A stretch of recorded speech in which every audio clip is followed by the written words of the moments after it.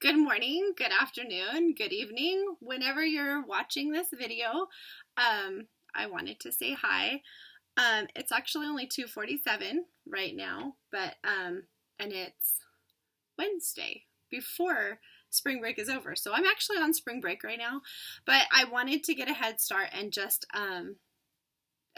start recording the book being read because I really feel like we could get a lot of this book read so that when we're able to see each other again, we can start all the fun stuff, like all the activities and the discussions and stuff. So the book that we're starting today is Posted. I'm only going to read for about 10 minutes because I know with you guys being at home, I don't know if you're going to be able to stay engaged, but I really, really want you to be engaged. Just like when we were when we were listening to Tuck Everlasting, we had our little squares, right? And in each chapter, we had to draw a picture or write a summary of what happened. I kind of want us to do that. I know paper might be an issue, pens might be an issue, pencils, whatever you can find to keep track of the book and what we're reading about is fine. We'll also be having discussion notes like throughout the, what is it called? Schoology. See, I need you guys here with me to help and walk me through all my words. But we'll be having discussion notes on this also. This is one part of something that we're going to do daily, okay? I want to read our read aloud. I want to have a lesson. I don't want any of us to get behind. That's my biggest thing, okay? So this book is called Posted. It's by John David Anderson. The dedication was for those who have something to say. The epigraph, half the world is composed of people who have something to say and can't, and the other half who have nothing to say and keep on saying it. So that's by Robert Frost. I guess it starts with the prologue. I push my way through the buzzing mob and freeze, heart-struck, dizzy. It takes me a minute to really get what I'm looking at. Notes? At least 100 of them, pressed all over the freshly painted locker. Some clump together, overlapping like roof shingles. Others orbit like satellites reaching up toward the wall. They vary in color, pale blue, fluorescent pink, lime green, but most of them are yellow, like dandelions, before they fluff white and wither away. I stand motionless and read a few of them, softly enough so only I can hear. They are just words. And they are not just words. I think about everything that's happened, about Bench and Dee Dee and Rose and Wolf, about all the terrible things that were said, about the things that should have been said and weren't. There was a war. This was where it ended. I can't tell you exactly when it changed, when it spiraled out of control like a kite twisting in the wind, when it stopped being something funny and clever and became something else. Maybe there was no single moment. Maybe, underneath all the squares plastered on the walls and the notebooks and the windows, there was the same message over and over. We just ignored it because it was easier to stomach. And now I'm standing here dumbstruck, wondering if this changes everything. I know what you're going to say, sticks, stones, and broken bones, but words can kick you in the gut. They wiggle underneath your skin and start to itch. They set their hooks into you and pull. Words accumulate like a cancer, and then they eat away at you like there is nothing left. And once they are let loose, there really is no taking them back. Truth is, I can't tell you exactly when it changed. I can tell you how it started, though, and I can tell you how it ended. I will do my best to line up the dots in between. I'll leave it to you to draw the line. Chapter 1, The Catalyst. It started with Ruby Sandals. That's her name, swear to God. Ruby freaking Sandals. Yes, sandals aren't slippers, which would have been worse, and it's not even spelled the same, but it still counts as a form of child abuse IMO. Might as well just fix her black hair into a permanent ponytail, buy her a shaggy terror to stuff in a wicker basket, and teach her to sing about rainbows. I'm sure her parents thought they were being cute with that name, but a thing like that could mess a kid up for life. It didn't, though. Mess her up for life, that is. But only because Ruby looked nothing like a lost farm girl from Kansas.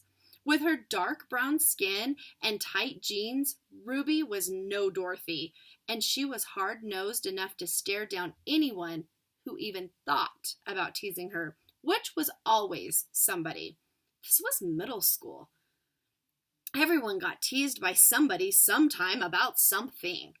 At the very least, Ruby would give back double what she got. You had to admire that. Don't get the wrong idea. Ruby and I weren't friends. I will just say that up front. In fact, you can just assume that anyone I talk about isn't a friend of mine unless explicitly stated otherwise. Ruby was just a girl who sat in front of me in math class and ignored me out of habit. She had a backpack covered in fake sapphires. She didn't have to look close to tell the dark blue stones weren't real. This is Brenton, not Beverly Hills. Anything flashy around here is fake.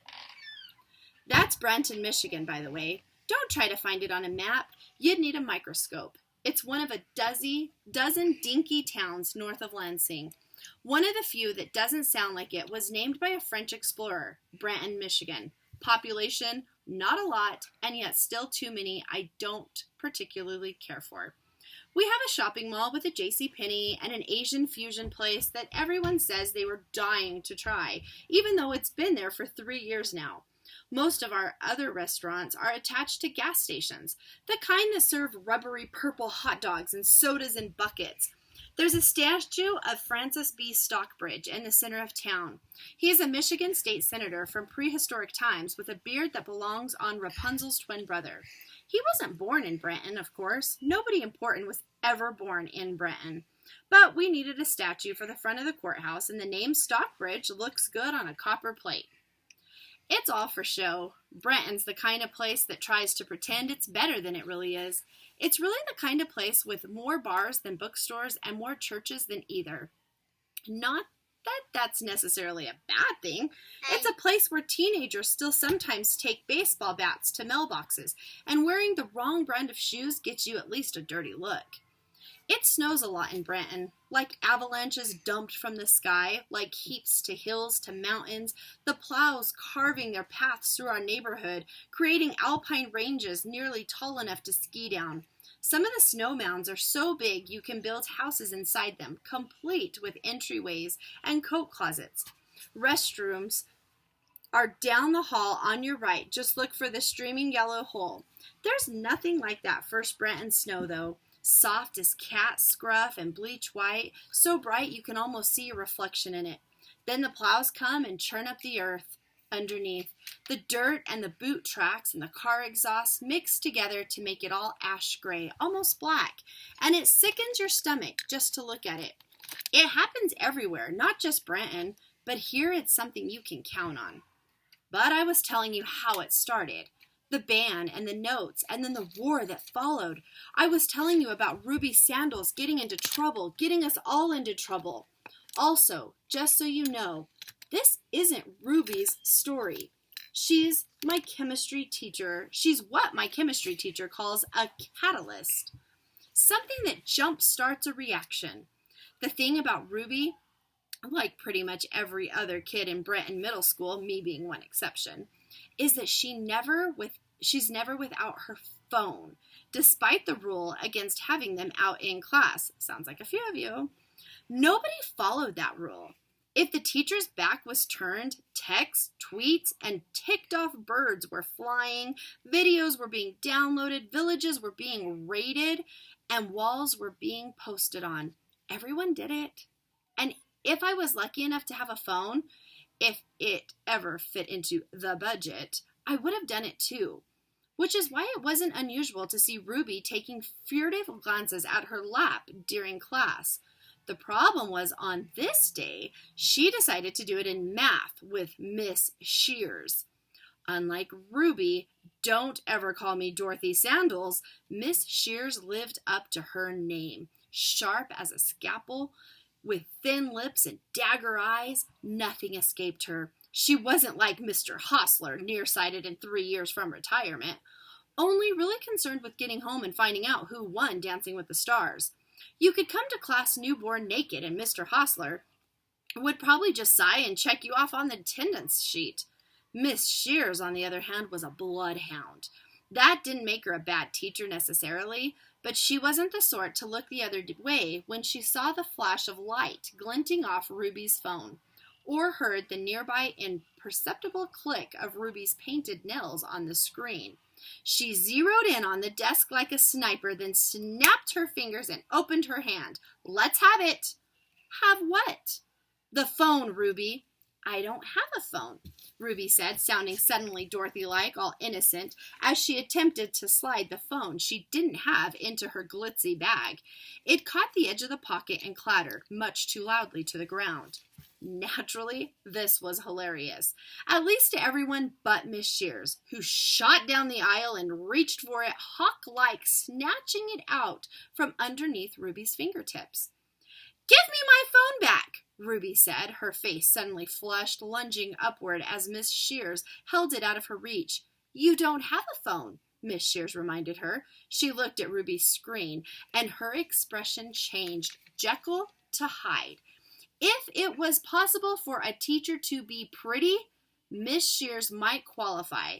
But when she looked at that screen, her face transformed into something pinched and contorted like she had just taken a swallow of rancid milk. She looked from the phone to Ruby, then back to the phone. Ruby's eyes fell to her desk, head dropping so fast you would have thought someone had tied an anchor to her chin.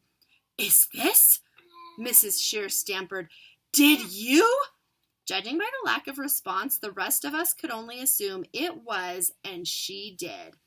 About a half-dozen students, me included, telescoped our necks to get a look at the screen, but Miss Shears pressed the phone close to her chest. So right there, we're going to stop right there. I'm going to put a discussion question in, and I want you to answer it.